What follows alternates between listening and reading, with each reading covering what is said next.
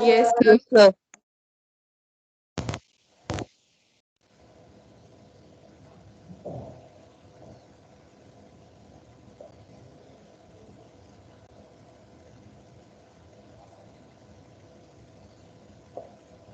Okay. I think honorable guest had just joined. Okay, very good. Good morning to one and all. Rashmi ma'am, very good morning. Very good morning, sir. Welcome you ma'am in this program of Thank you, phonetics. thank you. Thank you so much. Okay, sorry for it was technical problem. I was unable to connect the computer, but finally it It's is okay. started. Okay. Good morning, dear participants. Good morning, dear students, and all my respected professor, Sanjay Sinde sir.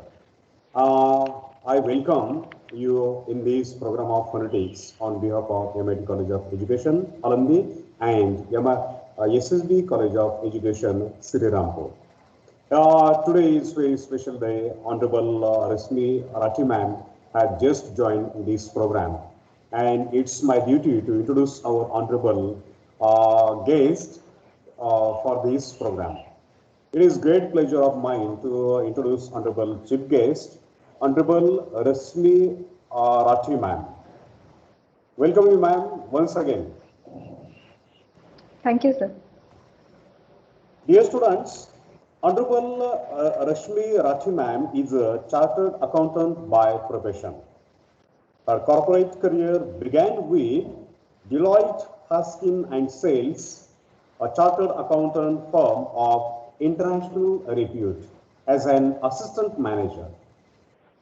There she worked with many clients like Taj Blue Diamond, Tata Motors, HDFC, Rallis India, Atlas Copco, amongst others. She then went on to work with Reliance Communication and Anil Ambani Venture.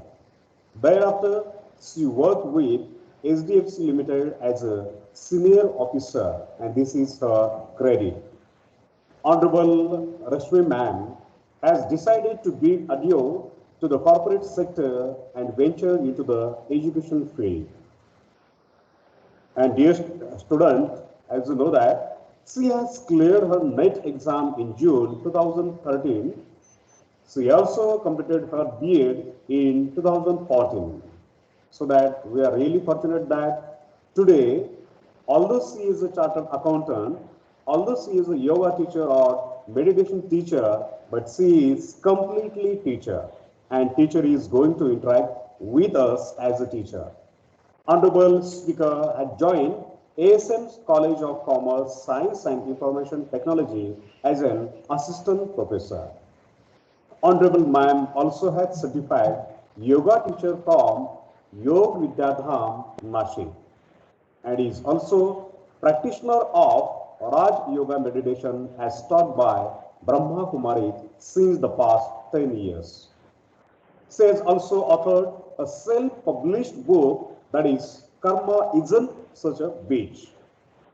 Means she is a writer, and really we have that type of honor. And Honorable Rashmi ma'am, she is presently self-employed and is pursuing her hobby of painting and fluid art, and also teaches Raj Yoga meditation to the interested one. And dear student, this is the brief biodata of Honorable Rashmi ma'am. On behalf of everyone, I really welcome from the bottom of our hearts Honorable Rashmi ma'am in this program of phonetics for pre-service teacher. Welcome ma'am once again. Thank you.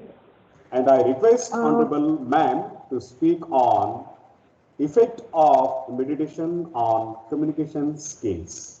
Over to you ma'am. yeah, thank you, sir. I'm unable to see anyone's faces, so I am not sure. Sanjay, right? Yes. Okay, dear students, please switch on your camera for a while so that, Because it's like I don't know whom I'm interacting with. Better to see everyone. It will be good to see everyone actually. Yes, student, please, for a while, she is teacher. Don't worry.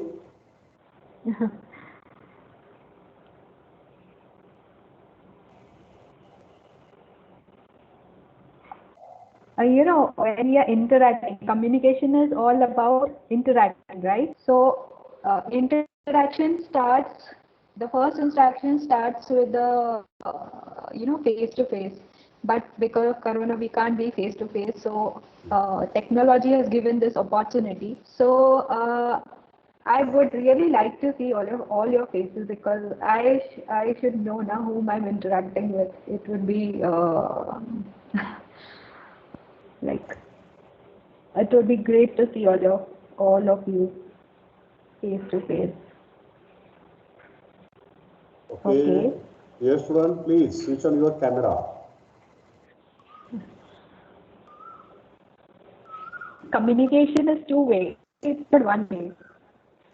Yes. So first we start with, at least from face, like we can recognize each other through face. So that's how it would be if it would be in physically it would be behind this presentation or whatever you want to call it.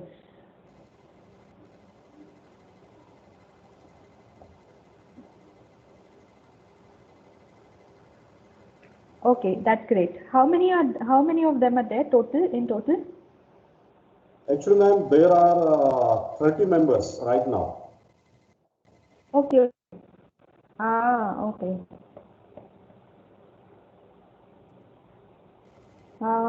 Because actually I'm new to this MS Teams. I'm used to Zoom, so I'm not able to really.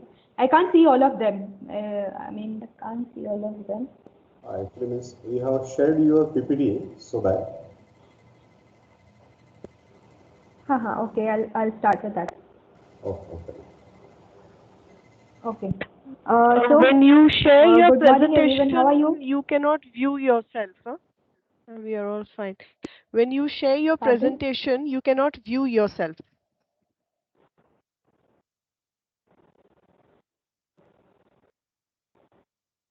Hello? No, that Sanjay Bhai is not there. Sanjay Bhai is not there. Yeah, Yes, ma'am. Shreema, just do He's one there. thing. I think just send me a request so that I will give you control of PowerPoint presentation. From where to do that? Where to do that?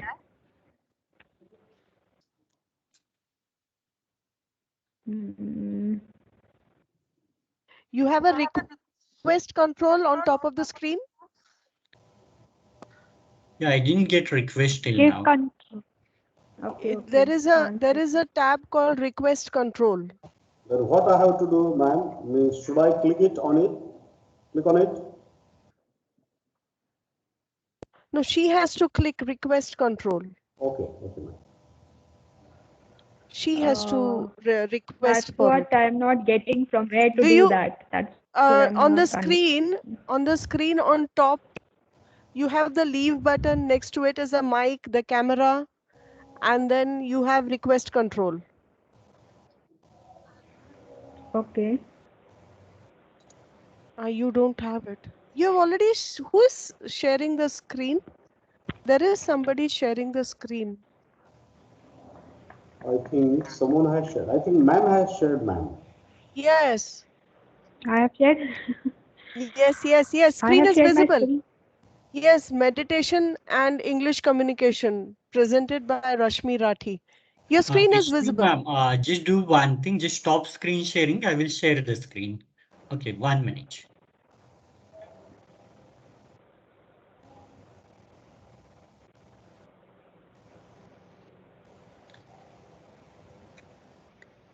Now you will find the control button. Just click on that request for control. I will give you the control.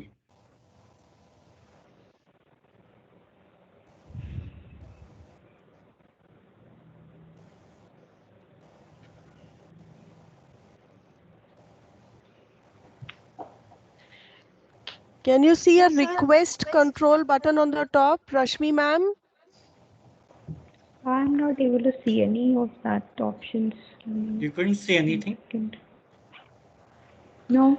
You can find recording has started. Do you see that? Recording has started. This meeting is being recorded. By joining you, Yes. you are giving consent. On top Yes, of that, do you see yes. request control? Click on it, please. Sir, I think she's requested a control now. Okay. Sanjay, Yeah. sir? Yes, we'll give. I think she has requested. No, I didn't get. Yes. Rashmi, ma'am, have you clicked on the request control button? I'm just trying to work It's out showing where that is. Rashmi I'm still not able Srivastava. to. No, I am not Rashmi Srivastava. So No. meeting It is just option. showing, I'm telling. Okay.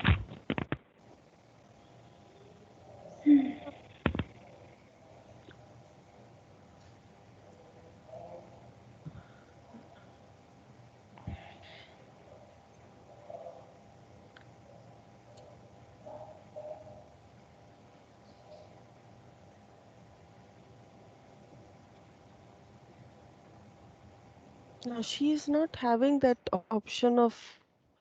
Yeah, actually, I have request given control. option to every fan now. Yes.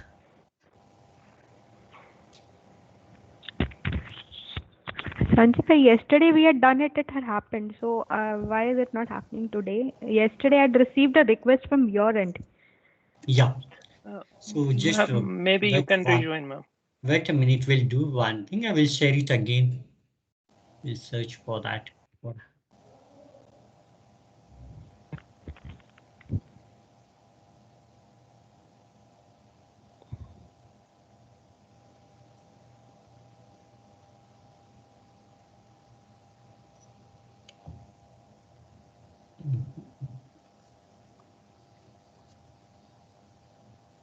Should I exit and again rejoin?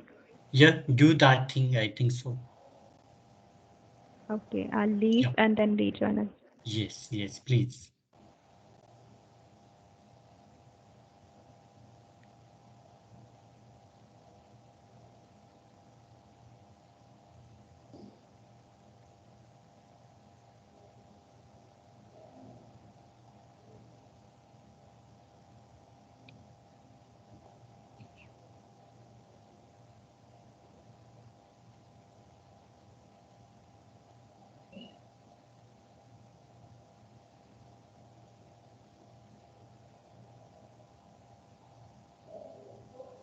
Yeah.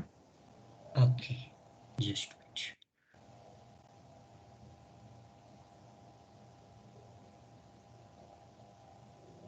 Yes, now it's that. I have given you control.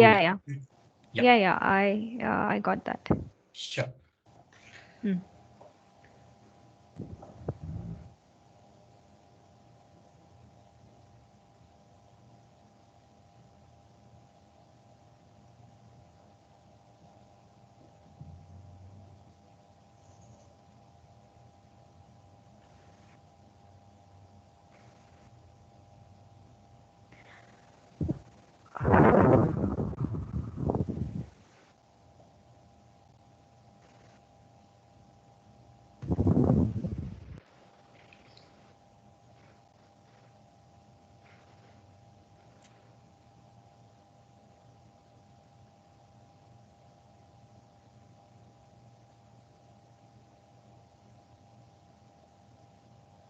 Okay.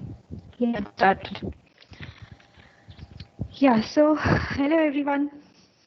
Finally the technical issue is out of way. Okay. So we are having a presentation on meditation and English communication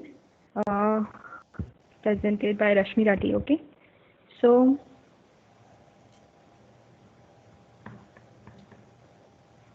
okay. So communication is a word which is derived from a Latin word which is called communis, which means to share. Now sharing is sharing of what? So sharing of ideas and information. Now the ideas and information have to be shared between either two people or more than two people, or they are shared in a group. Okay, so between whom? Through one person who is called a sender or encoder to another person called a receiver or decoder. So basically communication is sharing any information or any message or any idea, okay, between two or more individuals or a group of individuals, but they have to understand it in the same way, in the sense what the sender wants to convey, and in the way he wants to convey, okay, the receiver has to receive it in the same way. So they have to reach a common understanding. Whatever the sender is trying to convey, the receiver has to understand in the same manner. It should not be that sender is saying something, the receiver is understanding in some other manner. If that is happening, that will not be called communication. So basically, it is sharing of any idea or information, and whatever is being shared, they have to reach a common understanding. For example, if the sender is saying this is a flower, okay, so the receiver also should understand it. This is a flower. Okay, there should not be any misunderstanding between the two of them. They have to reach a common consensus. Okay, this is what is being said. So then that will be called as communication. Okay, let me tell you one more thing. This is going to be an interactive session, so it's not going to be one way. Communication is always two ways. So whatever is being said here, so I expect you to even participate. It's going to be a more of a discussion rather than just one way going on, like teachers go on in the college and students have to listen, and then they find it very boring. Like, that's my experience. So it's not going to be a one-way communication. It is going to be a two-way communication. So even you have to participate, okay? And they're going to be easy. It's going to be very fun and interesting. So don't think that it's going to be very boring and all that. So you'll see, okay? So I'll move to the next slide. Okay. First, I'm taking the technical part of communication, and then we'll move to how meditation works in communication. So how does the communication process take place? So first it starts with the interpreter, that is the sender. You can see here, it starts with the interpreter, that is the sender. He has an idea or he has a message or information. Can you hear? Can all of you hear me? Yes, ma'am. So there's a sender. Okay, he's also called there's a sender. So sender has an idea or message which he wants to convey to somebody else. Now, before he conveys the message, he has to encode the message, or he has to encode the message or information. Now that is done by way of it can be verbal or it can be non-verbal. So it has to be encoded by way of say words or say pictures or gestures. Okay, so the message that has to be conveyed, it has to be first encoded by the sender. Encoding means it has to be represented in the form of words or pictures. Okay, then the message is sent to the receiver through a channel. The message is sent to the receiver through a channel. Now here you can see lots of channels. Mobile is there, fax and telephone, and these days internet and email and all that is there. Okay, so channel is like a medium between the sender and the receiver. That can be through speech, direct face-to-face talking, or it can be through a medium like a telephone, like a fax machine, or like these days mobile is the more prevalent channel. So mobile and the internet, email. So these are all channels. The message is encoded by the sender and then it is sent to the receiver through a channel. Okay. Where does the communication, where the English communication come into play over here? Where it comes into play at the end of the sender. Okay. Now the sender has to, if he is doing it through words, in the form of words, then he has to choose his words carefully. He has to choose his words carefully. There should be clarity in the words. Okay. So that the person who is going to receive the message, he and the sender will reach a common understanding. Okay. So English communication for a sender starts with the encoding of message. Okay, encoding of message. The message has to be clearly encoded in the form of words. The words have to be clear and precise. If it is being spoken, if the words are being spoken, then the speech, there has to be clarity in the speech. Okay. So then the message is conveyed through channel and it reaches the receiver. Now what will the receiver do? He will decode the message. That means whatever message he has received from the sender, he is going to interpret. So he is also called an interpreter. He is going to interpret the message. He is going to find, he is going to see, he is going to, there will be a process which will happen, and he will first of all read it, or he will listen, he will hear it. And then there will be interpretation which will happen at the end of the receiver. So this process called decoding. First was encoding, then channel, then decoding. Okay. Now the receiver has received the message. He has understood it. He has understood in the way he wants to understand it. Sender has sent it in a way that the sender has an understanding what he sent, or about what kind of message he is sending. But whatever the receiver has received the message, he is going to understand at his level. Okay.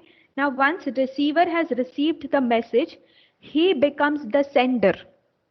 Role reversal. There is a role reversal here. Now who was the sender? Okay, who was the receiver now becomes the sender, because he is also to respond to the message. So he becomes the receiver becomes the sender, and then he will encode a response to the message that he has received. Okay, and that message is then again through the channel it will go, and it will reach the sender, and now the sender has become the interpreter. So it's a loop. It's like a loop. It keeps on happening. Sender sends message to the receiver. Receiver receives it. Then he becomes the sender. Then he sends the feedback message to the sender. The sender now becomes the receiver. So this is a continuous process which is happening in the communication process. Now this can be verbal or non-verbal. Verbal is in the form of words, non-verbal is in the form of vibrations, gestures, or behavior. Okay, the communication happens in two ways, that is verbal and non-verbal. Verbal is in the form of words and non-verbal is in the form of vibrations, gestures, and behavior. What are vibrations? We'll come to that later on. Okay, so this is basic process of communication which is happening, and over this keeps on happening. It's like a loop, especially when we are talking, when the speech medium, the channel which is used is speech. So sender will say something to the receiver will receive it. He will interpret it he will interpret what is being said in his own way, and then he will respond to the sender again. So this is a loop which keeps on happening. So where does English communication come into picture? First, like I said, it comes into play where sender is involved, and then again it comes into play where the receiver is involved. Okay. But there is an element over here which you can see, which is called noise. Now, what is that? We will come to it later on. Okay. Now I'm going to play a audio. I'm going to play an audio. You guys have to listen carefully. Okay. And we are going to interact. This is kind of a small activity. So we are going to, this is going to be interactive. Okay. So I'm going to play the audio. Just listen to it carefully. Everyone is able to hear? Yes.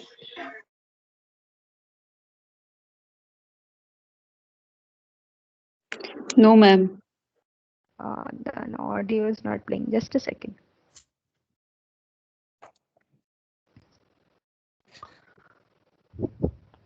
One minute, I will share it again because I think I didn't include computer sound.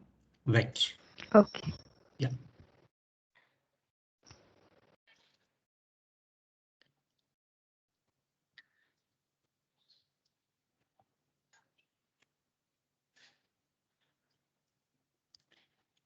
Yes, now you can start slideshow. They will listen. Okay. Yeah.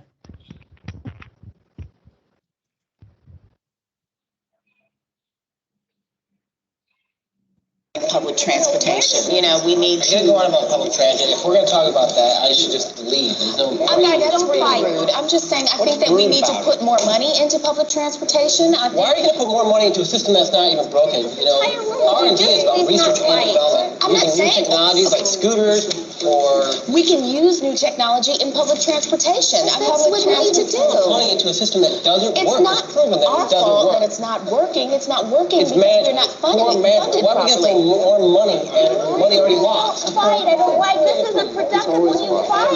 I'll be in my office if you want to talk about this. Oh, so he just gets to go?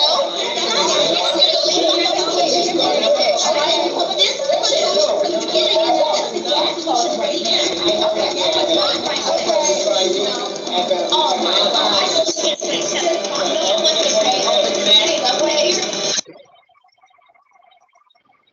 So everyone heard? Could you hear the audio? Yes, ma'am. Huh? Yeah. So what was this? What was going on over here? Can somebody tell? That was noise. Let me try. Yeah. The lady. It was, Yes. yes. One lady is a mess actually, and like she is asking for use a new technology for the transportation something. There was a lots of a noise in between. I'm not Yeah. able to interpret whatever I just got Yes. get through it. Yes. So actually what was happening, it was a meeting that was happening in an office, and they were trying to discuss about transportation. That is what my best guess is. And they are trying to communicate with each other, and over some lady shouting, and she's trying to convey to everyone, okay, transportation. Over and over she's trying to make the same point, but it looks like nobody is listening, and somebody was to whom it is being directed, he is very annoyed, and he is like, okay, I'm going to leave now, I'm going to go to my office. And everyone is like, oh, we have all gathered for the meeting, we have all, removed time, and we have kept our work aside, and now he just gets to leave, and they are all very angry. So this was basically what is happening in the audio. Okay, so there's a picture that I've shared. Can you see that? So everyone is like blah, blah, blah, blah, blah. And what they are thinking is shut up, shut up, shut up. So basically there's no communication which is happening. There is just noise which is going on. Okay. And there are two types of noises which are going on. One is through the mouth. They're talking, trying to convey something to each other. And there's one noise which is happening in the mind. Okay, please shut up. So totally it was a chaos. So do you think anything can result from this kind of meetings? No. Do you think anything will? Yeah, so basically this is a good example of ineffective communication. basically nothing is getting communicated. There's total chaos. Nothing is happening. There's no productive thing which is happening. No decisions are being taken. No conclusion is happening. And whatever all of this is resulting is in bad interpersonal relationships. Okay. All this chaos is only resulting in bad interpersonal relationships in the office. There is wastage of time, there is wastage of energy, and the relationships within the office, within that space where 5-10 people are working, nobody is happy. Okay, because every day have this is one meeting. There are so many meetings that keep on happening in a work environment. There are meetings. Meetings is a very integral part of every workspace. Okay, and there are lots of meetings which keep on happening, and as and when, if these kinds of meetings are more, okay, the relationships between the colleagues get strained over time. Because, and why all of this is happening? Because there is a communication gap. One person is trying to convey, the other person is not trying to understand, and then there's a this is all of this is happening because there is a communication gap. So we'll come to that later on. Now I'll play another audio. Now you tell me what is happening. Okay.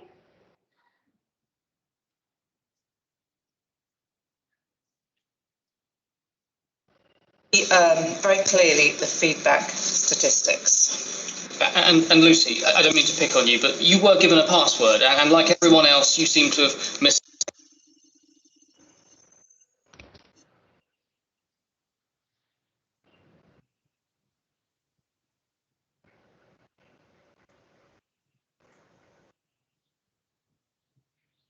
Public transportation, you know, we.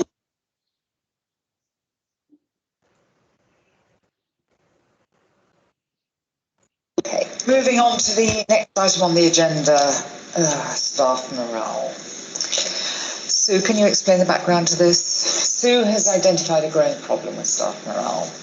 Can you all refer to the issued report? I wish Clive was here. I mean, actually, he really needs to be here. No, he doesn't. I'm here. Why does he need to be here? Please, carry on. Well, there is a concern in some departments that there is low staff morale. This is indicated by the recent low sales figures and also increased sickness absence in some of the departments. I'm sorry, I don't seem to have a report. Right, well, there seems to be a significant problem with staff morale in the sales team and also sickness absence and also company-wide, particularly on Mondays and Fridays. There is definitely low morale in the company in certain departments. New changes that have been introduced, like the IT system. People just want to know why certain people have left, why there's been restructuring, and whether their jobs are safe. Yeah, isn't this just gossip? Sounds like excuses and laziness to me. Anyway, it clearly is the case that sales figures are at their lowest since February last year. And it's mainly to do with the amount of absences from the sales team. The recent launch of Comet software has caused problems too, because it seems that people haven't had enough training and are therefore making a number of mistakes. I've done my best. It's a big department. I would like to say that the basic instruction handout was given out and everyone was shown step-by-step easy steps about how this should be done, and everyone was provided with should have been provided. Well, no, actually they were provided with a password that would allow them to log into the new system. Okay, so what has this got to do with staff morale? It's what people struggling with new software, you know, they're making mistakes, it slows them down, it demotivates them. Anyway, if you could all look at the second report. Lucy and I produced an anonymous questionnaire to get feedback from staff about issues. If you have a look, you'll see very clearly the feedback statistics. And Lucy, I don't mean to pick on you, but you were given a password, and like everyone else, you seem to have mislaid it or lost it, and then you emailed me. What is this losing or forgetting passwords got to do with low morale? And also, everyone puts down poor management when you talk about morale. It's just a waste of time, these questionnaires. Look, there are issues that have been raised, things like lack of training, lack of effective appraisals. I do appraisals. Well, when was the last time you conducted a staff appraisal? So you heard the second audio? Hello, everyone. Anybody? Yes, there? ma'am. Yes, ma'am. Yeah. So you heard the second audio, right? And can you draw the contrast between the first audio and the second audio? Yes, ma'am. So the first audio was what? What was the first audio? It was The first audio was it was all communication? chaos. Yes, yes. What about the second one? And the second one was quite simplified, like not simplified, but at least it was organized. Yes, yes. So basically, the first one was an example of an ineffective communication. It was total chaos. It was only noise. We can't say it was even communication. It was just noise which was happening. The second audio, again, it is again a meeting which is happening in the office. But here what is happening is everyone is able to participate. Okay. Everyone is participating. Everyone is getting to convey their thoughts. Okay. And everyone is responding to each other basically. Somebody is saying something, then there's a response which is happening to what that person has said. Okay.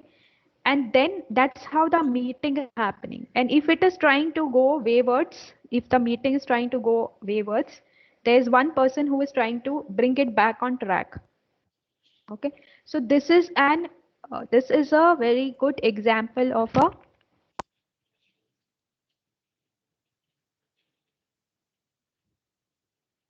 effective communication where things are getting done. Something productive is going to come out of the meeting. It's not going to just see, okay, half an hour we spend in the meeting room, boardroom, and nothing productive has come out. Okay, so something conclusive will be happening with this kind of meeting. Something conclusive is going to happen.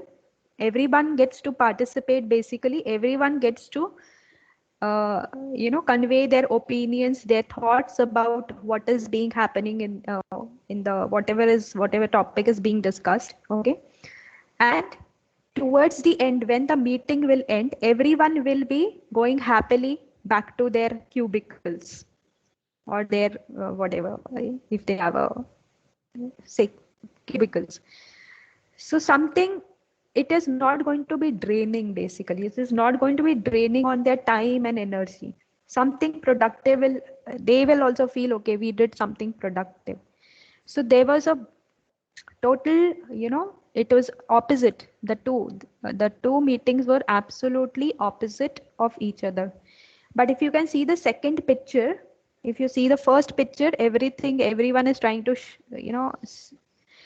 tell the other person to shut up. But the first picture, you can see everyone is involved.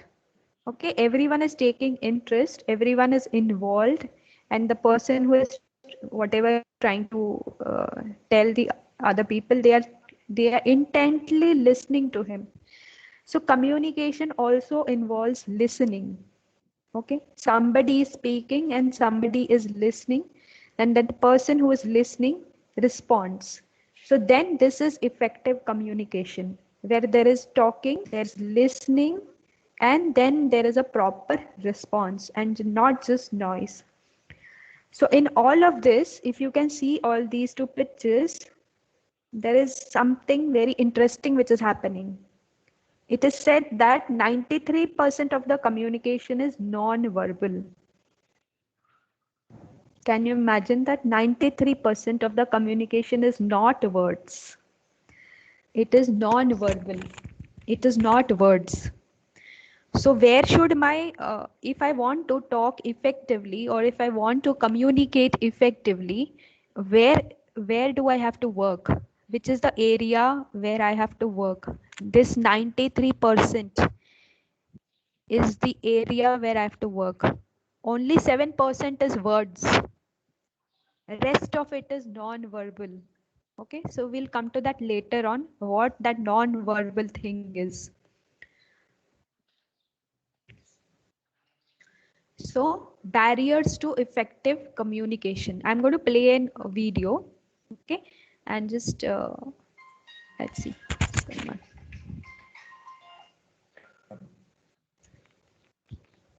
Okay, so this very interesting video. Just listen to it also, and the subtitles which are appearing. Just if you cannot President. figure out what is going on, then Good. just see the subtitles. Good morning, Mr. President. Oh, Condoleezza, good to see you. What's happening? Well, Mr. President, I have the report here about the new leader in China. That's great, Condi. Let's hear it. Mr. President, who is the new leader of China? Well, that's what I want to know. But that's what I'm telling you, Mr. President. Well, that's what I'm asking you, Condi. Who is the new leader of China? Yes. I mean the fellow's name. Who? The guy in China. Who? The new leader of China. Who? The Chinaman. Who is leading China, Mr. President? What are you asking me for? I'm telling you who is leading China. Well, I'm asking you, Condi, who is leading China? That's the man's name. That's whose name? Yes. Will you or will you not tell me the name of the new leader of China? Yes, sir. Yasser? Yasser Arafat is in China? I thought he was in the Middle East. That's correct, sir. Then who is in China? Yes, sir. Yasser is in China? No, sir. Then who is? Yes, sir. Yasser? No, sir. I need to know the name of the new leader of China, so I want you to get me the Secretary General of the United Nations on the phone. You want coffee? No. You don't want coffee? No. But now that you mention it, I could use a glass of milk. And then get me the UN. Yes, sir. Not Yasser. The guy at the United Nations. Coffee? Milk. Will you please make that call? And call who? Well, who is the guy at the UN? No. Who is the guy in China? Will you stay out of China? Yes, sir. And stay out of the Middle East. Just get me the guy at the UN. Coffee? All right. With cream and 2 sugars. Now get on the phone. Hello. Rice here. Rice? Good idea. And get a couple of egg rolls too, Condi. Maybe we should send some to the guy in China and the Middle East. Can you get Chinese food in the Middle East? I don't know. Okay. So everyone heard saw the video? Yes, ma'am. Yes, ma'am. So you saw the chaos which was happening. Okay. So this was noise which was happening. Noise or interference in the communication process. That diagram that we had seen noise.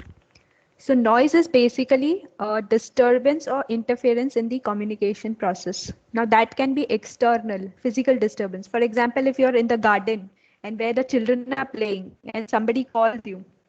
So what will happen? Will you be able to hear clearly what the other person is saying? No. No.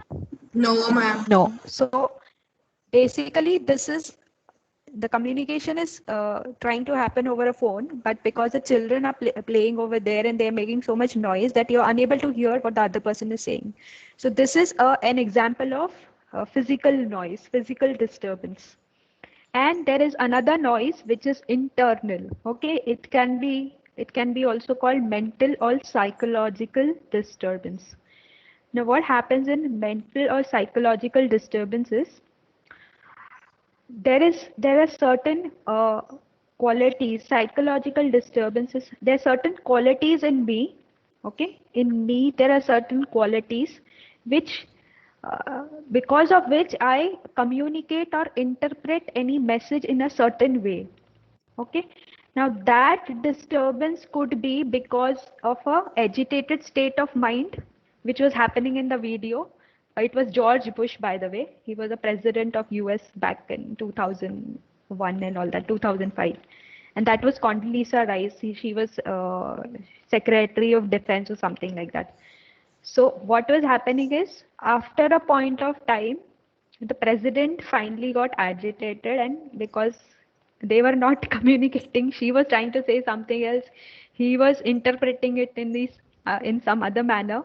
And finally what happened is he got disturbed or agitated. So, and because of that, finally he left. Okay, you send the food to Middle East, send the food to China, and please spare me today. Okay. So mental disturbance or psychological disturbance also happens because of certain agitated or disturbed state of mind. And because of that, what happens is communication gap. And I also have certain belief systems and certain prejudices which affect my communication process, which affect my interpretation, or which affect the way I communicate. Okay, so these are interferences or noise which happen in effective communication, which do not allow me to convey or do not allow me to interpret things the way they are. So out of the the external disturbance can be taken care of, but in the communication process, what is more important is the internal disturbance. I have to address that. Okay. So what was happening in the earlier slide also, that effective and ineffective communication. In that also, what was happening was mental disturbance. The first audio was the example of mental disturbance. Okay. So why I'm showing you this, we are going to see how that we can rectify it. So we'll come to the next slide. Here again there's a video. This is also very interesting. Just watch. This is a non-verbal communication.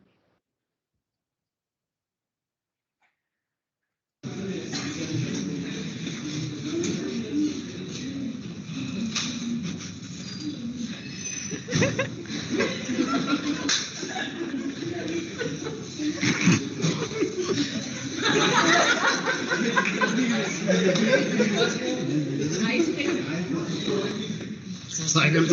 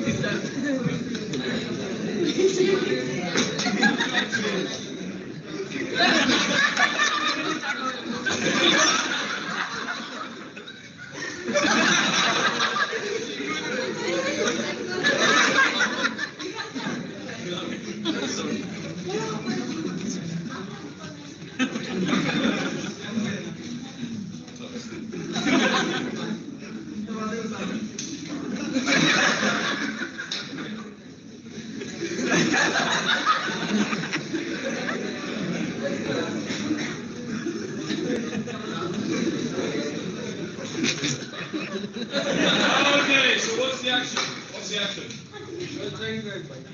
Okay, the original action was.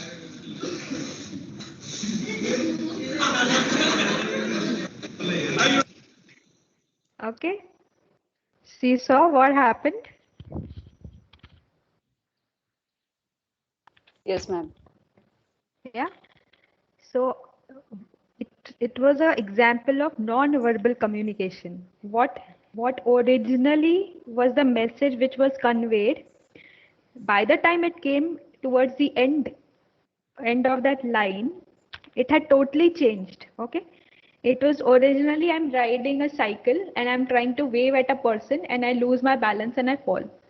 But towards the end, by the time it reached the end of the line, it was that person is showing the action as starting a bike.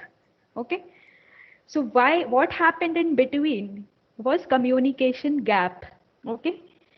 What happened in between was communication gap, which means what the sender was trying to convey is not what is understood by the recipient. For example, I am trying to say what I'm saying is pass the flower. I am saying pass the flower. Flour. But the other person is understanding as pass the flower. Flower. Okay. So what is happening here is communication gap. The sender is saying to pass me the flour, that is आटा. वो आटा होता है ना जिससे हम रोटी बेलते हैं. Okay.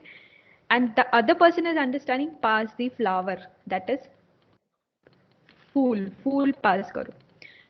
So basically sender is conveying something else, but the receiver, that is interpreter, he is receiving it as something else. And there is a communication gap which is happening. So these are some of the examples of, these are the some of the examples because of which there is lack of effective communication between two people. So how do we address it? Out of this, what we are going to address through meditation is the psychological barrier or mental disturbance. Okay. So does any one of you meditate in generally? Yes, ma'am. Do you take out some Yes, time ma'am. for meditation? I can hear only one or two people responding all the time. Where are the others? Others are not responding at all.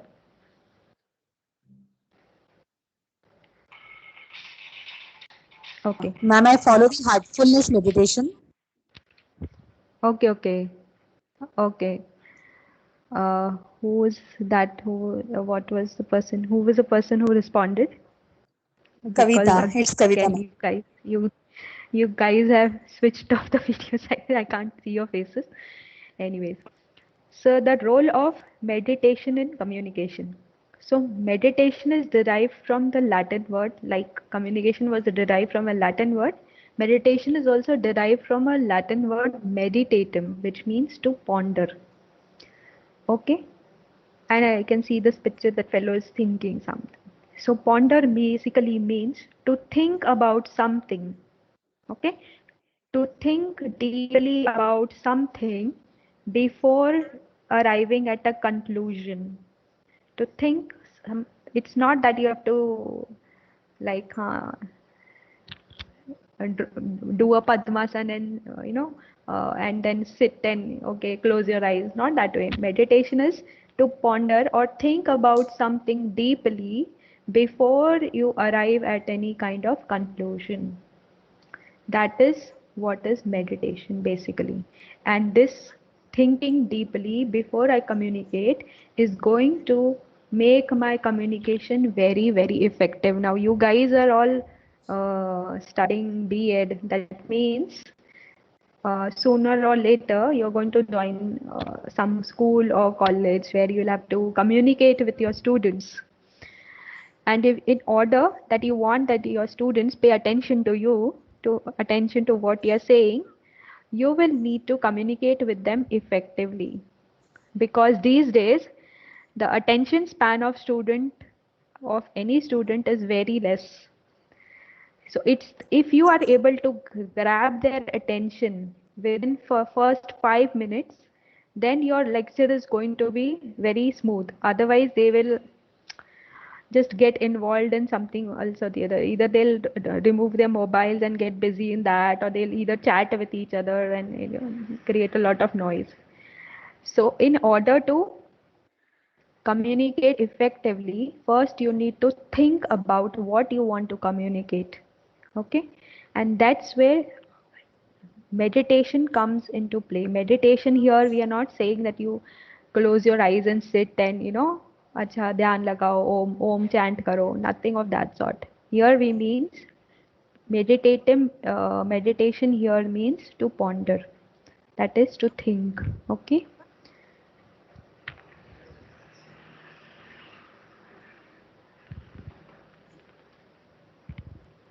Oh. यहाँ भी communication gap हो रहा है.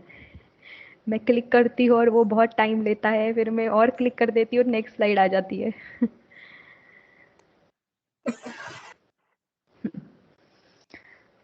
Okay. So I want a volunteer. Can somebody volunteer? It is going to be a very easy exercise. Don't be afraid. Don't be fearful. It's going to be a very, very easy exercise. But I just need a volunteer. Before I tell you what I'm going to ask you to do, I need a volunteer. So would anybody like to volunteer, please? Anyone? Ma'am, you can select from the list. Yeah, the list, but I don't know even their names. Archana Kulkarni has raised her hand. So, and one other, I don't know who the other person is. Gayatri. Okay. So who didn't participate before? Did Gayatri participate before? Yes, ma'am. And Archana. Where's Archana? Yes, ma'am. Okay. Oh, you both are only responding from the very beginning. Can somebody else volunteer, please? Yeah, ma'am. Who is that? Kavita. Kavita. Okay. Kavita, I'm going to ask you to do one thing. Huh? Have you been out, have you traveled anywhere, anytime? Yes, ma'am. Yeah. So which is out of the places where you have traveled, which is your favorite travel destination? Tell me that.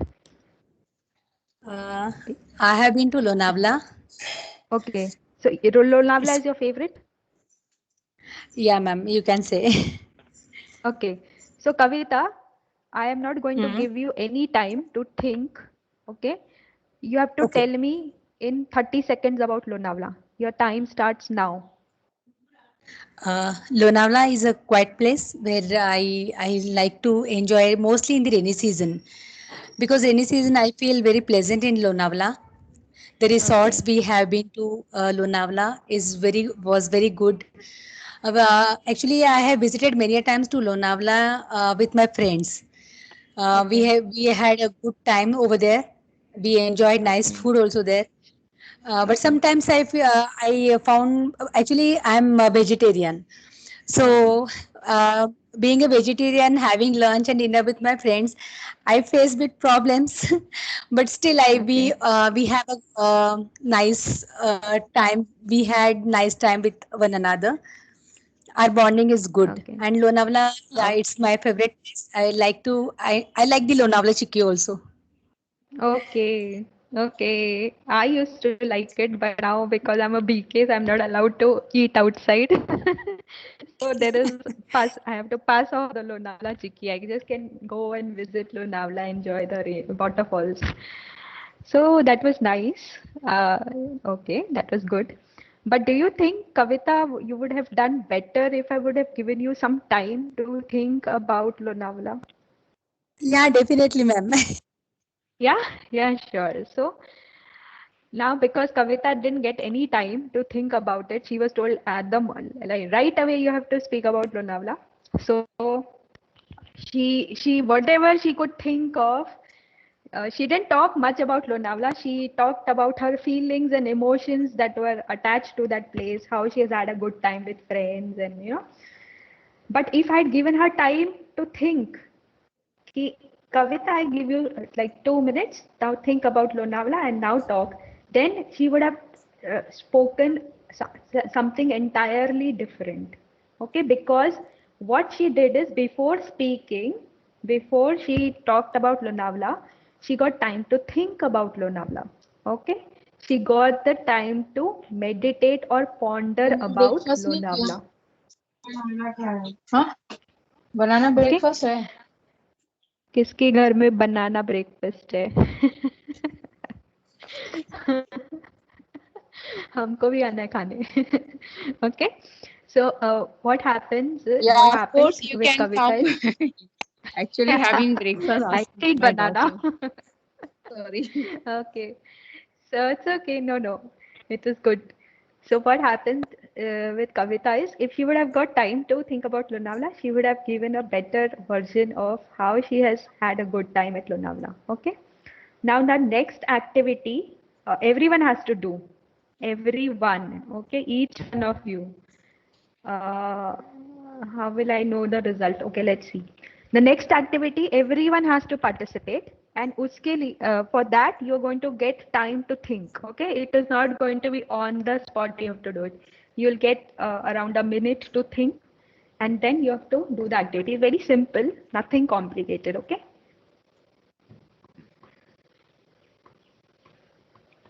Okay. Can you see these 6 people over here? Yes, ma'am. All of, yeah. So 1, 2, 3, 4, 5, 6. They have been assigned 6 numbers. Okay. What you have to do is you have to choose a person who you think is very friendly. Okay. And if you were to ask him for help, you will approach that person because you think that person is very friendly. And you have to select a person out of these 6 people who you think is not very friendly. So I'll give you 1 minute, or should I give you 30 seconds? 1 minute is enough. Can you find out? Can you mark that person who is very friendly and who is least friendly in a minute's time? Okay, so I give you 1 minute and your time starts now. Everyone has to do this activity. I don't want Kavita and Gayatri and Archana only doing this. All of you have to do it.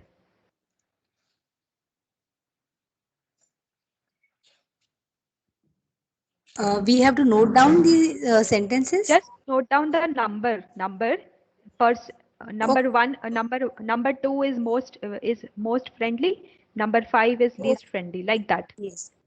You just have to write down your options. Sorry. Do we have to write what has been there on Dynamo and what Healer? No, and you just no. Okay. You just note down your number, who you think is number so and so is friendly, number so and so is not friendly. Done, ma'am. Yes, ma'am. Done. Done. What about others? Done, ma'am. Yes, ma'am.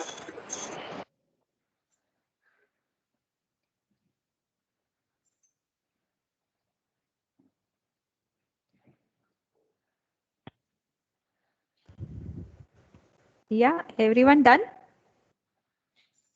Done, ma'am. Yes. So everyone is done? Yes, ma'am. Yeah. So should I ask the result? Yeah. Yes. Yes, ma'am. Okay. So Kavita. Kavita, starting with Kavita. 33 people are there now. Who is 33? Okay. Kavita, can you tell me what is your sure. what is your which people you have chosen? Yeah, I had chosen ma'am number 3. I feel this person is much. 1 second. I'll just write down your choices so that we'll come to know who has chosen what. Okay. So Kavita has chosen number 3. I found this person very friendly and to whom I could approach. Number 3. Okay. Yes, ma'am. And the least friendly, I found number 4. Number 4. Okay. Yeah, so after Kavita, okay, I got it. After Kavita is Kuresa Sheikh. Kuresa, can you tell me your options? Yes, ma'am. Number 3 is the most friendly person, and number 2 is the person Not which is the friendly. least friendly. Least friendly. Yes. Friendly. Okay. Now Geeta, can you tell me? Yeah, ma'am. Yeah, tell same me. as Kavita said. Number 3 is the most friendly person, and number 4 seems unfriendly. Okay. What about Anuradha? Anuradha, please, can you tell me your options? Yeah, sure, ma'am. 3 and 6 is more friendly, ma'am, and number 2 and 4 is not friendly at all. Okay. Next is Gayatri. Can you tell me Gayatri? Yes, ma'am. Am I audible? Yeah. Ma'am, though looks are very deceptive and I'm very bad at looking at faces and making out. But yes, if the choice is given, it is I would consider 6 as friendly and Okay. number 4 as least one. Okay. What about the others? I can't see who all are there. Hmm. Can I try, ma'am? Anita here. Yeah, tell me. Who is that? Anita. Hello. Yeah. Anita. Yeah. Okay. Tell I me. would go with number 5 as a friendly. Five is And yeah, five is 5 friendly. Okay. Okay. whom I would approach, and Okay. I would go with 2 and 4 as 2 and least 4 friendly. least friendly. Okay. Yeah. Anybody else? I am unable to see on my screen. I am unable to see anybody else's name. So could you please volunteer and tell me? Ma'am, Shweta here. Shweta. Okay. Ma'am, I find 3 and 6 as a friendly. 3, And 6 friendly. yes, ma'am. And 2 and 4 as not friendly, ma'am. Unfriendly. Not friendly. Oh, okay. Anybody else? I have 1, 2, 3, 4, 5, 6, 7. 3 more people can tell me their options. 3 more people. Sonali. Who? Hello. Yeah. Sonali. Yeah, ma'am. Sonali. Sonali. Yeah. Sonali. Means Okay. I have two different opinions actually, ma'am. Okay. If you observe facial expression, then number 3 is friend, and number 4 is means least friend. But if we observe the title, that provider, craftsman, so then I think that provider is friendly, and Provider that is friendly. healer is less friendly. Healer is less friendly. Okay. Okay. Anybody else? 2 more people. Hello. Hello. Who is that? Yeah, ma'am. Divyanshi. Okay, Divyanshi, tell me. Yeah. Ma'am, I find number 3 is more friendly. Okay. And 2 is least friendly.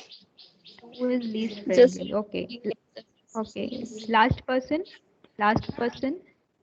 Sonali. Would you like to? Sonali is already said. Ma'am, Anybody Archana else? here. Yeah, Archana, tell me. Ma'am, I think first one is a friendly. First one is friendly. Okay. Yes, and the third one is not friendly, ma'am. Third one is not friendly. Okay. You just want to be. Do you find him not friendly, or you just want to deviate from others? What is? No, not like that. I think so, ma'am, because smiley faces sometimes what and their expressions. Yeah, they're deceptive at times, right. No, but we are not going into that aspect of it. We are just trying to see from this picture itself. We are not going to see what is behind the smile. Okay. So, okay, it's okay. Not an issue. All right. So, I had 10 people. Pardon? Hello. Yeah. The girl who Hello. is saying the 3 is not friendly. So I am asking that is she face reader? He's a face reader. No, So we he's a can. supervisor. As per the picture, he's supposed to be a supervisor. No, who has read his face? The girl जिसने face read करके बताया है उसके लिए मैं पूछ रही हूँ is she face reader so that we can meet her जिसने क्या बताया है not friendly third number is not friendly जिसने बताया है थर्ड पर्सन इज या not friendly so I wanted that to is meet her so Archana that has I can also Archana had given that Understand people. Archana had given that answer. Yes, Archana had given the answer that third number is not friendly. Others, all the other 9 people found third number friendly. Okay, most of them. I can see 8 people have found third number friendly, and I can see that most of the people have found number 2 and number 4 not friendly. Okay, so majority of you feel that. Rashmi ma'am. Yes. Rashmi ma'am. Yeah, I'm just finding the case number 5 is like having the balanced kind of personality. I mean, as per my reading, she seems like a balance of she is reserved and she can judge the people, and then after judging, she is friend. She has been then she can become a friend like with others. Yeah. So she seems like a balance kind of. She must be doing meditation. So yeah, she is a healer, no? agree By with you. profession, you can see her profession is she is a healer, so she must be doing some kind of meditation and all that. But anyways, you guys have not chosen. Anita only has chosen her as friendly, and Sonali finds her not friendly. The 5th number. Anyways, most of you guys, when I gave you the time to think for that 1 minute, most of you guys went for number 3 as friendly, and number 4 and number 2 as not friendly. Okay. So here you were given time. Here you were given time to think about, suppose, for example, if you get lost somewhere, you are in you just got down at an unknown station and at an unknown railway station. Okay, and unknown in the sense you've gone there for a job interview or something, and you've been to that place for the first time. So, and you have that address with you. Okay, and you come out of the railway station, and then you start looking for people. You start looking at people's faces. Who can tell me where this address lies? Earlier we used to do that when we didn't have this mobile and all that. Okay, so what do you do if you have an address with you, don't have a mobile with you where you can put the address on the GPS and just go there? If you don't have any of those facilities, all you have is an address on the paper. What will you do? What will be your process? I will approach a rickshaw driver. Okay. Okay. Or a Anybody fun else? Okay. We will approach to Ma'am, ticket conductor or like in the railway station if you are. Okay. So Okay. is the You will right look. person and the right person to guide a person properly. Okay, अब ticket conductor को railway, वो तो railway का ticket conductor है, उसको बाहर के इसका जरूरी नहीं पता होगा. I just thought. Okay, then anybody else? Suppose Ma'am, none of them there. You Google have Map. gone. हाँ, Google Map there. mobile. Don't have Yes, mobile. ma'am. The mobile is not there. Google Map is not there with you.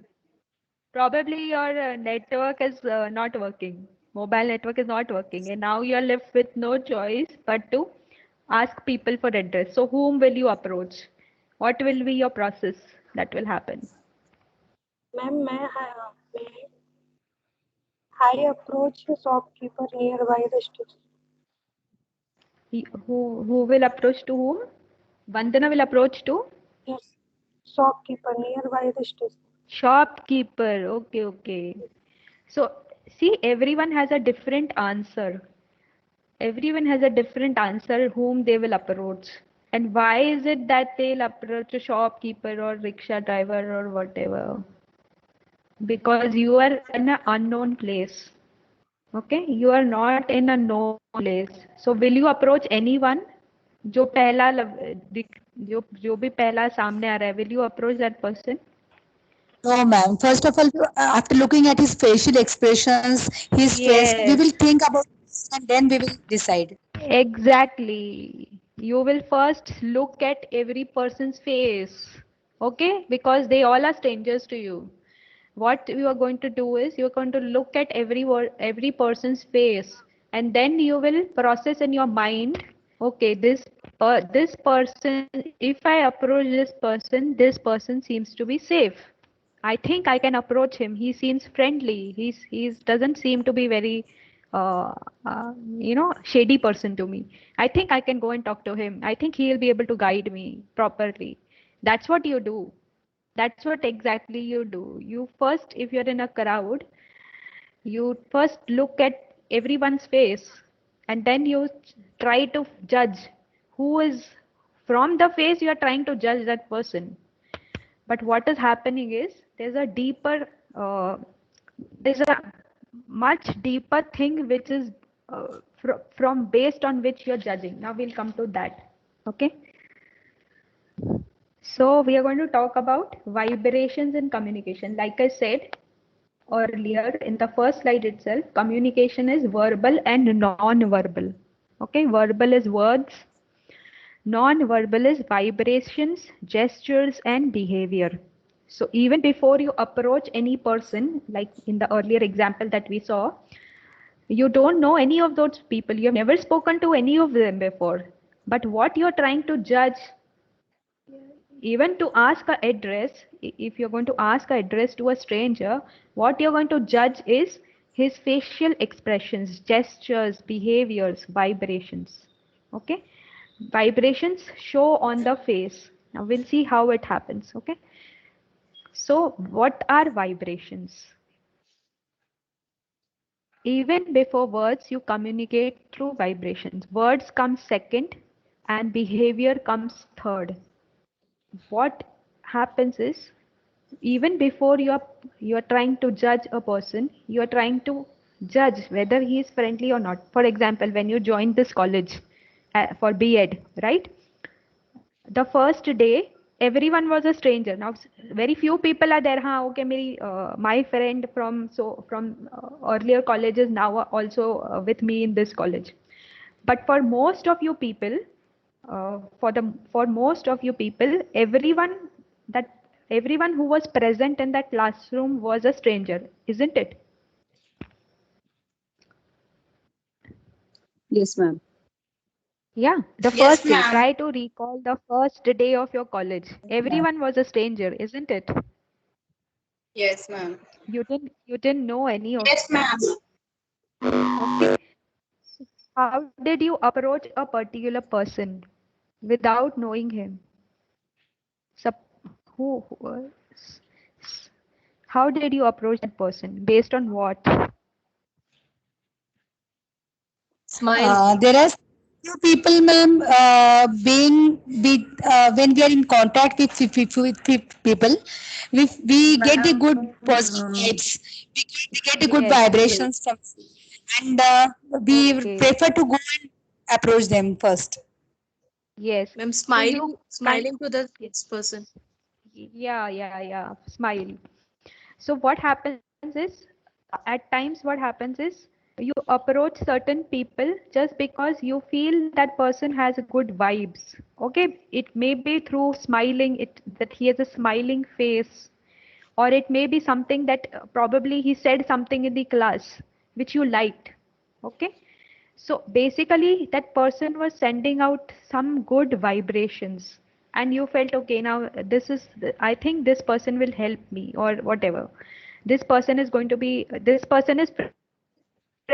So I think I can go and approach him and try to become friends with him. So what was acting even before the words was the behavior and the vibrations. Now what are vibrations? Vibration, it is a flow of energy. It's a flow of energy in the form of thoughts, feelings, and emotions. Okay, what a person thinks, what a person feels, okay, inside is what is reflected on his face. What a person thinks and what he thinks and how he is inside, how he feels inside. Okay, what kind of emotions he generates inside is reflected on the face. What you see on the face is the next step. But before that what is seen on the face is something that has happened in his mind. That is basically what he's thinking and how he's feeling inside will get reflected on his face. So probably you thought that certain person, because he was smiling that day, on that first day of your college, that person was smiling that day. So you thought, he or she seems to be a very friendly person. But probably later on, you came to know, oh, this fellow is very angry, always angry, very rude. But because at that point of time, he was smiling, okay, because that's what he was feeling inside. He was probably feeling inside, happy inside, okay. So that point of time, because he was smiling, and he was smiling because the way he was feeling inside, so you thought that person had good vibes, okay. So vibrations basically is flow of energy in the form of thoughts, feelings, and emotions. And this vibration creates an energetic field around us, which is called an aura.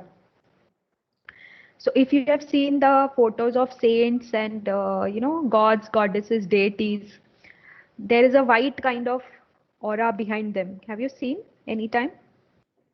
Yes, ma'am. So Yes, ma'am. that aura is an energetic field or vibrations. Okay. So why are vibrations so important in communication? Let's show you the next slide. Okay. You can see some picture here. The first picture is aura photography. Now, aura cannot be seen by naked eyes.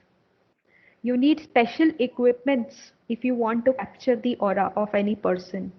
And here you can see the aura of each and every person is different. The color of the aura of each and every person is different.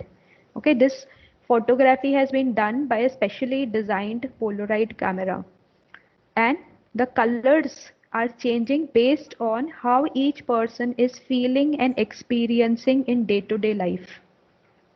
Based on that, the aura is created. The colors around you, the aura around you, the colors in that are created based on these, on your feelings and emotions. Okay. Next, we can see another slide, another picture. This was a Japanese person called Dr. Masaru Emoto. So what he did is, he did an experiment on water. He has done it on rice also. So he did an experiment on water. He put these, can you see those words? Compassion, thank you, wisdom, then I will kill you, you fool.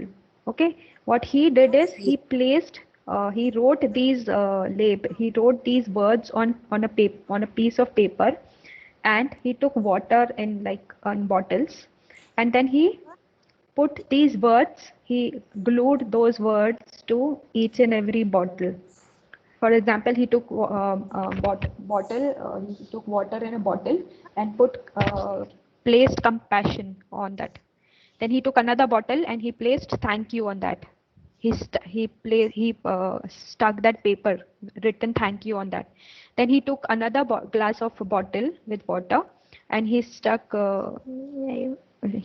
took a paper on which he wrote wisdom, and he stuck on that bottle. Then he took another bottle with glass of water, and then he wrote I will kill you on the paper, and he stuck it on the kept for quite a few days. He kept these bottles as it is aside. Then what he did is he took crystals from each bottle, and then he observed, he took the water from each bottle, and then he observed them under the microscope. And when he observed them under the microscope, you can see these are the crystals that were formed. These are the various crystals that were formed. So the bottle on which compassion was written, you had this star kind of beautiful crystal, pure white. Okay. Then on the bottle on which thank you was written, this kind of crystal was formed. The bottle on which wisdom was written, this kind of crystal was formed. Okay. And the bottle which had heavy metal music, is this kind of crystal, and I will kill you this kind of crystal. So basically what happened is, it just words. The words that were written on that bottle carried those vibrations to the water. Those words carried those vibrations to the water, and the water formed these crystals based on just these words. Okay, so the words which are which are positive, compassion, thank you, wisdom, had beautiful crystals, while on the other hand, words which have, I will kill you, hatred in them, basically feeling of hatred in them, they didn't form. See, they formed very black coloration, brown coloration. There you can see there are no crystals involved. Okay, so basically vibrations, words also have vibrations, and they affect our feelings and emotions. And can you imagine, our body is 70% water. So what I'm telling myself inside in my mind is having the effect on me in my day-to-day life. Okay, and that is for my aura is important in communication. How I'm communicating with people, it first is based on my vibrations. If my vibrations are positive, the effect on other person will be positive. If my vibrations are negative, that means if my thoughts and feelings and emotions are negative, the effect on other person is going to be negative. However, I'm talking with him, however good I am, for example, if I'm not feeling very nice inside, if somebody has approached me with whom I have had bad experience in the past, so what is going to happen when that fellow approaches me, that experience, that bad experience from the past is going to surface. Okay. And what is going to happen is, when I'm talking to him, that experience, the vibration of that experience, the anger is going to come into play when I'm interacting with him, when I'm communicating with him. And even though I am talking very nicely to him, even though I'm saying very good things to him, I'm not saying bad things to him, but inside, in my mind, I am not saying nice things to him. From mouth, I'm saying very good things, but in my mind, I'm saying bad things to him. What is going to reach him is not your words. What is going to reach him is your vibrations or your thoughts.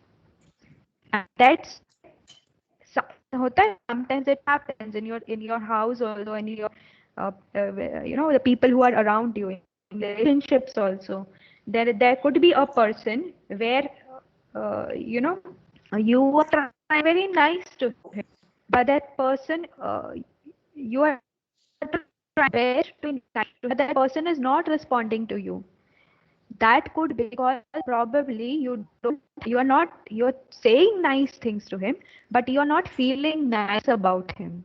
You're not thinking nice of him. This is not your words, but your thoughts. So communication starts at thought.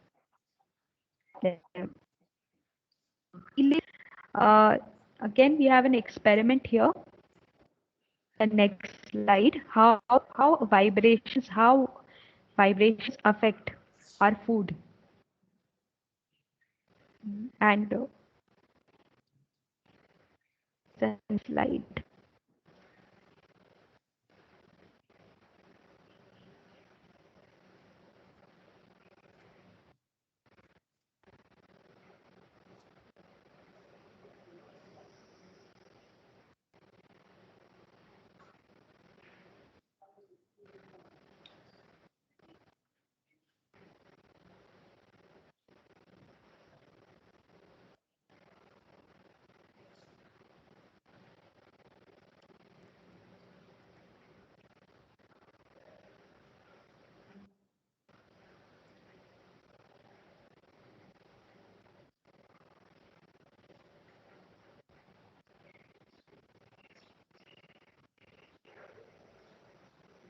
It's not playing.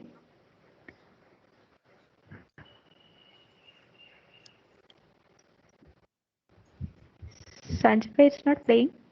I want to tell you about a little experiment my wife and I tried 5 years ago after shortly moving into our new home. We both recently read a book called The Hidden Messages in Water about a man who studied the crystal shapes of water after being exposed to different circumstances. He found that water, after being exposed to positive words like love, wisdom, and truth, froze into very beautiful and very attractive crystals. But on the other hand, he found that very negative words had the opposite effect, forming very ugly crystals. And since our bodies are made up of around 70% water, this lends a lot of credibility to the idea that the words we use and the words that people use to us can actually physically manifest in the way that we look and feel. So here's the basic idea of the experiment. My wife and I cooked up a full pot of rice in the same container the same day. We took 3 different mason jars and we divided the rice into each of those jars and sealed the lid on tight. The only thing that we did different was we took labels and wrote different messages and attached them to the different jars. One jar was full of love and positivity, the other jar was labeled with hate and other negative comments, and the third jar was left completely unlabeled. Now what we were supposed to do was talk to the jars every day, expressing love and affinity to the one that was labeled positively, express hate and disdain to the one that was labeled negatively, and completely ignore the one that wasn't labeled at all. What actually happened was we stuck these things away on a shelf and completely forgot about them for about 6 months. When we came back to check 6 months later, this is what we found.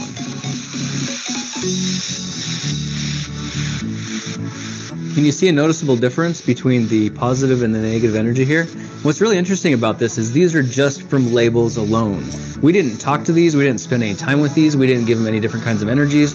All we did is label the jars and set them away and forget about them. I think that's a pretty stark contrast. Now the one that wasn't labeled at all, you can see it did turn a little bit discolored. I'm a little bit surprised because I would have thought this would be the most disgusting one out of all of them because negative attention is supposed to be better than no attention at all. You can clearly see the results of our experiment here, and this is something that you could try at home as well. And what's really amazing is we've actually had these jars for 5 years now, and they haven't changed any different color since then. They just kind of hit that 6-month mark and stopped. So interesting experiment. Do the words that you say and the labels you give people make a difference to how they actually turn out? I think based on these experiments, there is some credibility to the idea. The book Hidden Messages in Water strongly supports the idea that the words that you use affects the different crystal shapes that water will take. Being someone who likes to experiment, I like to put that to the test, and these are simply the results of our experiment here. It's a very simple experiment, but very profound food for thought. Thanks for joining me for this video, guys. I'll be looking for you in the next one. Talk to you then. Good stuff. All right, let's go feed this to the chickens. You guys want some rice? Are you hungry? You want some? You want some? Hey guys, thanks for watching, and remember, I'm giving away prizes now on every new video. All you have to do to qualify. Okay. So all of you saw the experiment? Yes, ma'am. Yes, Yes, ma'am. ma'am. So this was just based on the words that were written on the jars. What he was supposed to do is they were supposed to put the rice in the jars, and then they were supposed to talk to them. If I've written "I love you" on the rice jar, I was supposed to talk to that jar for 1 minute every day and give that jar positive energy.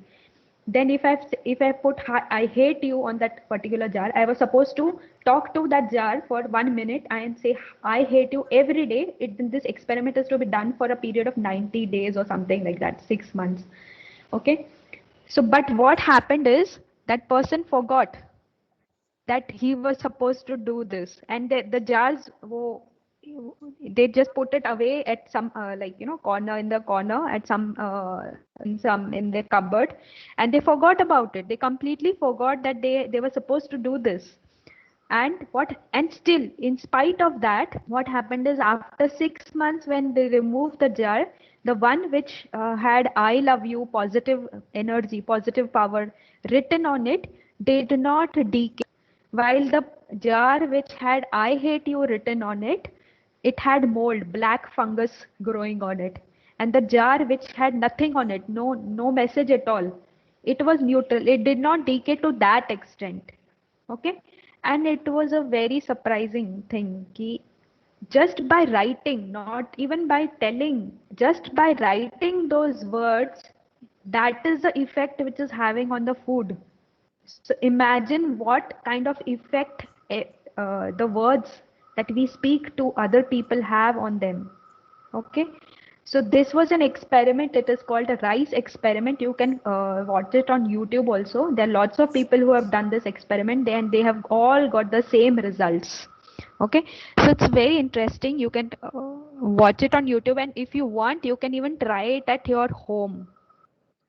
See, the words that we are using in our day-to-day language, what kind of impact it is having on, like, if it is going to have such an impact on the food that we are eating, imagine what kind of impact it is going to have on the people around. So we have to be very careful. We have to be very careful when we are communicating with people, when we are, saying anything to anyone, because it's our vibrations, it's the vibrations that reach to them even before the words. Words are secondary. The vibrations that you're emitting are reaching to them even before, you say anything to them. So what is the role of meditation in all this? Why? Meditation is all about vibrations. So if I want to communicate, basically, if I want to communicate effectively with anyone, all I have to do is improve my vibrational level, and that can be achieved through meditation. Next, meditation can help in reducing communication gap. We had seen earlier the example of communication gap, that fellow who was doing Tata and all that. So it can help in reducing communication gap. Then meditation can also help reduce noise, especially the mental and psychological disturbance. Okay, the kind of feelings I have for someone, the kind of prejudices I have, the kind of belief systems I have, that is hampering my communication skills, that is hampering my communication with someone. That noise can be reduced with the help of meditation, and then finally it's going to lead to better interpersonal relationships, not only at home but at work also.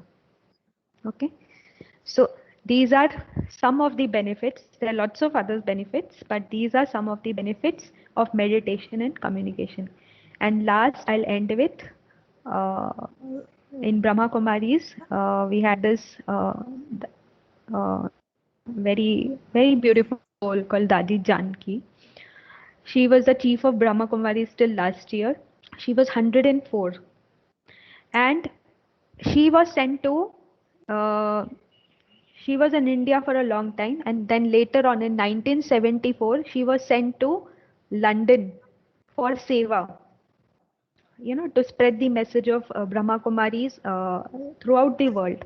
So she was sent out of India in 1974 to London, and she was told, now you have to go and do the seva over there, spread the message of Brahma Kumaris over there. And can you imagine, you will be surprised to know that she didn't know English. She didn't know English at all, and despite that she was instrumental in spreading the message of Brahma Kumaris all over the world outside India.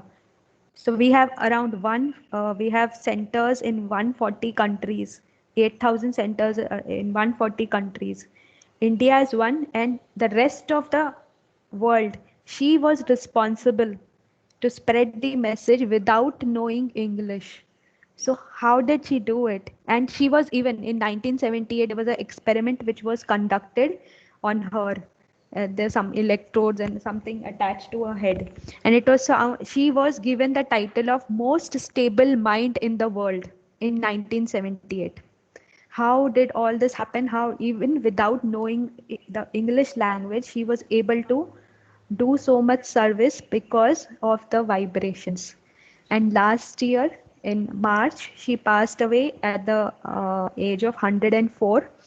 So we have built a in Mount Abu, Brahma Kumari's headquarters is in Mount Abu. So we have built a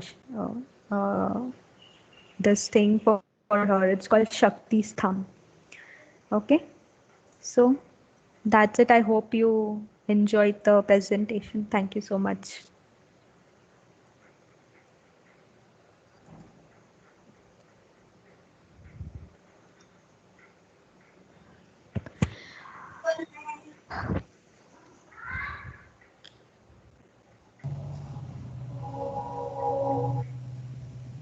Thank you, ma'am. Thank you very much.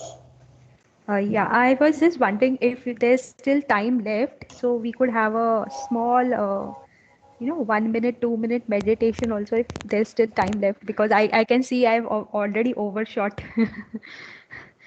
the time limit which was given to me. Yes, yes. But actually, ma'am, means you have covered a lot. The way of your speaking, then explaining, and then asking students for active participation. That was really nice, really nice. And I think Yeah, it has to be two, otherwise they just get bored listening to, teachers just keep on talking and they are just listening and then they yes, don't. yes, yes. Okay, thank you, ma'am. Thank you, ma'am.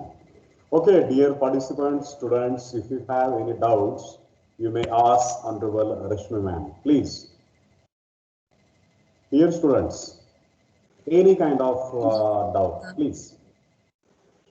Actually, Rashmi ma'am, you have a very good communication skills. You are really you have effective communication skills, and you had touched this topic meditation and the communication in a very different way. Actually, generally, meditation is related with the karma, rebirth, reducing stress, and mental stability. But today you have touched this topic in a different way, like how to improve the interpersonal relationship, how to reduce communication gap, how to be a effective communicator. So these things were new for us. So it's really very good to have your lecture today. I'm really happy. Yeah, thanks a lot. Actually, meditation is a very vast area, but it has it's like it impacts each and every aspect of your life. So it's not just communication, because I was giving the topic of communication skills, so I had to relate it to that. But otherwise, meditation has a very, very deep impact in all the aspects of your life. So if you can take some time out and learn, and it would be very good. Thank you. It was new for us. We are also touching these new aspects, everything, and thanks to Patole sir that he gave us an opportunity to attend these classes, and we are blessed with the communicators like you. Thank you so much. And I am very grateful to Honorable Sanjay Shinde sir. Because of him, I could manage this lecture. Yes, Gayatri ma'am, you have a question. Please ask. Ma'am, I would really agree with Kavita, though I do meditation and all, so I know it's a very vast topic. And yes, actually, it's so much to explore when you are in meditative state. Yes, I don't go in that. But yes, I am still, pondering on that picture where you asked us to do the activity of the friendly and not friendly. So Okay. you told that how many people were like, going for number 3 and number 6 or blah, blah, blah. But I really want to know if there is any actual interpretation of that picture, because I mean, I don't know if it is relative to this topic or not, but I really want to know. No, that's what I'm saying. That was just a picture. Real life is much more complicated. So what we have to really know from, like how we can know a person is basically from vibrations, and how he is interacting with us, how his behavior is. There are lots of factors.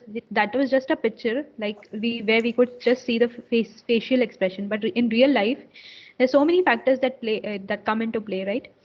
But if you have a higher level of intuition, which also comes from meditation, if you have a higher level of intuition, it's called sixth sense. That is not covered here, but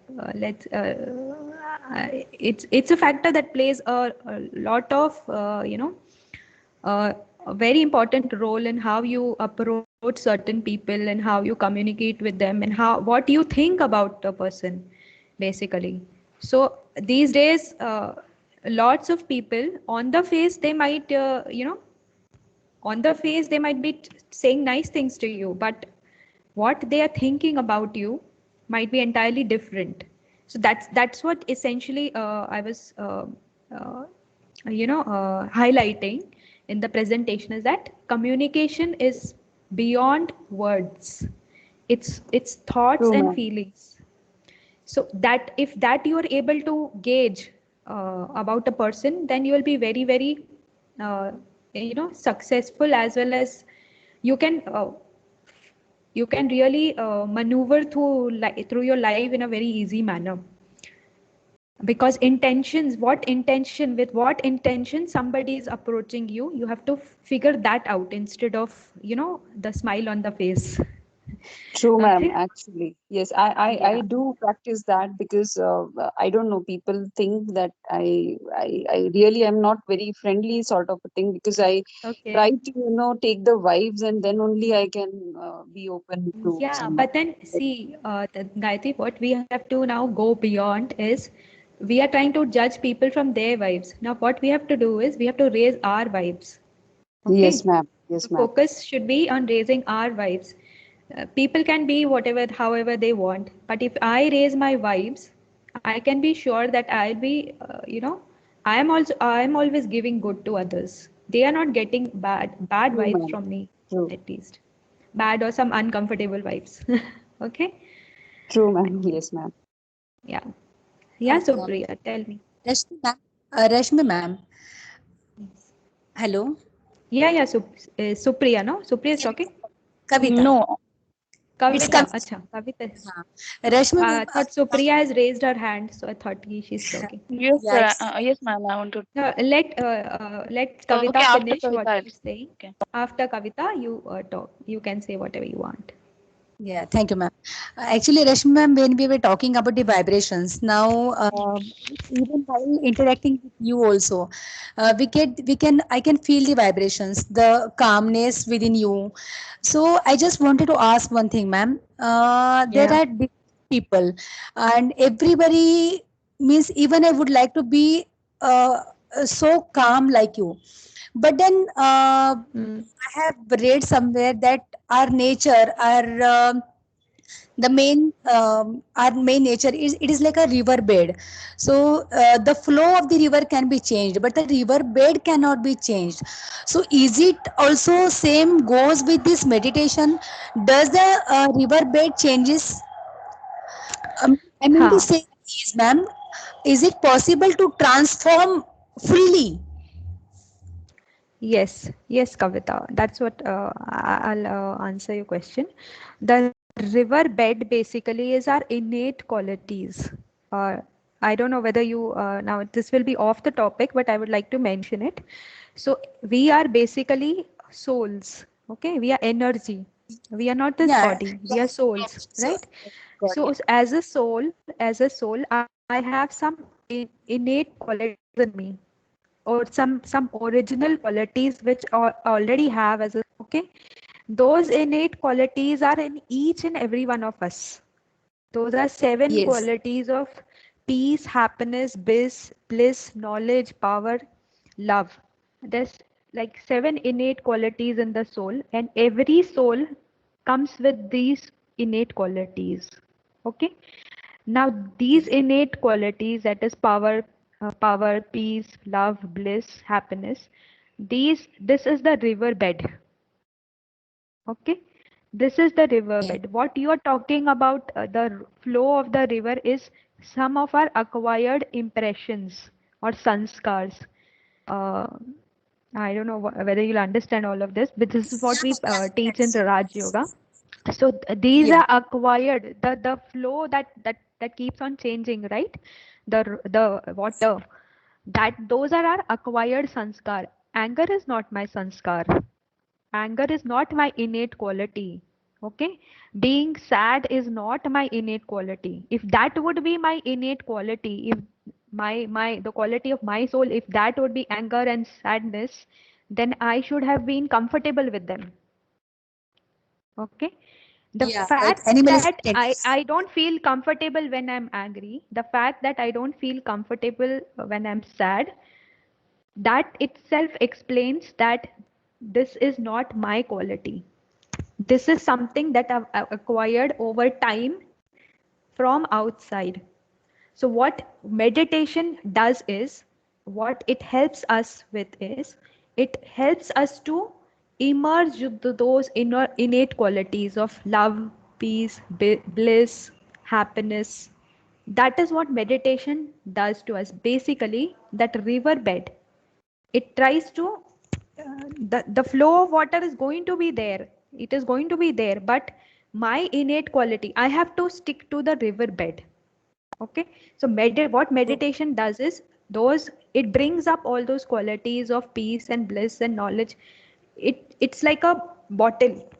If I take a bottle and I put peace, bliss and everything down, and then I put layer of anger, then I put layer of negativity, then I put a layer of ego. Okay, so what has happened is anger, peace, bliss and all those positive lovely qualities, they are there in the bottle, but they have gone down. Okay, and those other layers, they have come to the surface. Now what I have to do in meditation is just bring that, the layer which has gone down, the layer of positivity which has gone down in the bottle, I just have to immerse it, and meditation helps with that. Okay, Kavita, I hope I have answered your question. Yeah, thanks a lot, ma'am. Thank you. Yeah. Now Supriya can say whatever she wants. Yes, ma'am. Ma'am, actually, I am practicing meditation from a very long time, and I just want to know about what is Anahat Nad, and is it? I am feeling sometimes that the humming sound I heard sometimes, but I want to know that is that humming sound is Anahat Nad or something else? Yeah, Supriya, actually, I am not a very good person. I did practice. This is a part of Hatha Yoga where you do know those 7 Ashtanga Yoga. I can say that, Yes, where yes, you do yes. that pranayam, and you start with yam, niyam, and then asan, then pranayam, then pratyahar, then dhyan, dharana, and samadhi. Okay. So what you are talking about is Ashtanga Yoga. These are all part of those things, Anahad, Nad, and basically, for some time in my life, I was a practitioner of Ashtanga Yoga. But then what happened is I switched to Raj Yoga because I was not getting the desired, I was not getting the results which I was expecting from that. It was not basically changing my my sanskars, which were not very nice for me, which were like kind of challenging for me. For example, you guys are say very nicely, you are saying you feel it, we can feel a very calm vibration from you, we can feel a very positive vibration from you. But let me tell you, back like 10 years back or so, before I joined Brahma Kumaris, I was already into Ashtanga Yoga, but I had a very bad sanskar of anger. And I used to get really, I was very short tempered, and I used to get very, very angry at the drop of the hat. Anything that went against my expectation, or against my, I was not very comfortable. I used to get very angry. So what was happening with Ashtanga Yoga is, it was this sanskar of anger was not changing, and this sanskar of anger was getting too much problematic for me, even at the physical level. I was having lots of physical issues also because of that negativity which was thriving inside. So I listened to BK Shivani. I don't know if you guys know about her.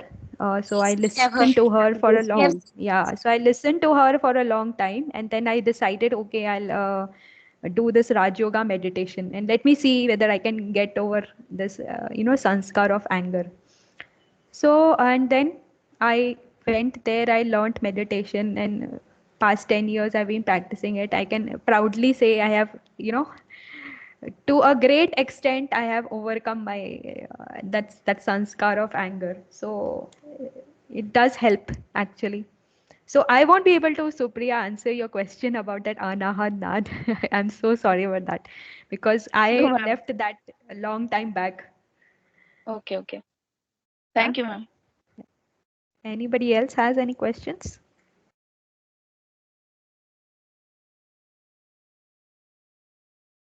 Dear participants, any questions?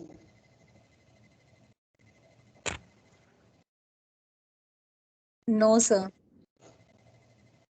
Yeah. I think she has answered all the questions. Yes. And I think indirectly she asked you to follow the right path of your life. Ma'am, can I conclude? Sir, I'm not able to hear you. Yeah, sure. Yes. Dear students, thanks for listening this very nice lecture by Honorable Rashmi ma'am. So I request Sabha to propose vote of thanks. Sabha, are you there? Yes, sir. Okay, please. Good afternoon to all. I deemed a great honor and privilege to propose the vote of thanks on this memorable lecture. First and foremost, I thank our special guest, Honorable Professor Rashmi Rathi, who despite her busy schedule, she found time to address the online lecture on effect of meditation on communication. We are very grateful to Professor Vijay Patoe sir for giving such an opportunity to everyone for learning of phonetics. My heartfelt thanks to Dr. Mukund Ponde sir, Principal of SSB College of Education, Sri Rampur, and Dr. Surendra Harkar, Principal of MIT B.Ed College, Arandi, Pune, for continuous support for this program. My heartfelt thanks to Professor Sanjay Shinde sir for ever encouraging support. I thank all the participants and distinguished invitees present here, accepting our invitation. Once again, I thank you all for your kind attention. Have a nice day. Thank you, Sabha. Thank you, ma'am. Thanks for giving your precious time. And Thanks a lot for giving me this opportunity, actually. Thank you, ma'am. Okay, dear students, before leaving this meeting, just there is one quote, and I think it will be the another inspiration for us from Honorable Rashmi ma'am. Just I will quote, no matter how long you have traveled in the wrong direction, you always have the choice to turn around. With this saying, I ask everyone, please turn around yourself and have a right path of your life. Thank you, Rashmi ma'am, for joining this session. Thank you. Take care of yourself. Sir. Thank you so much. Thank you. Yeah, sure. Thank you. Dear participants, thank you very much. Have a nice day. Thank you, sir. Thank you. Have a nice day, sir. Thank you.